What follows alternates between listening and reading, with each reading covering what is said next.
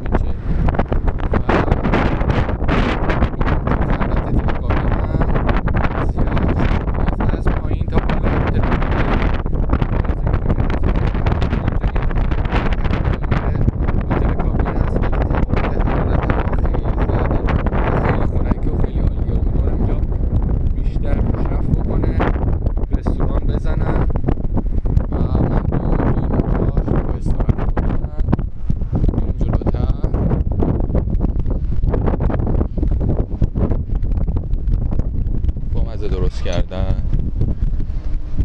خیلی جالبه. من این ویدیو رو فقط برای اون دوستانی که تا به حال اینجا نیومدن دارم تهیه میکنم. شاید اون آره مثل این که بعد این هم اینجا چه گلای زیبایی. امیدوارم کیفیت ویدیو خوب باشه. من این ویدیو رو دارم با دوربین گوپرو میگیرم، بلک ادیشن، و احتمالا رزولوشنش خیلی بالا باشه و تصاویر باید احتمالا HD باشه.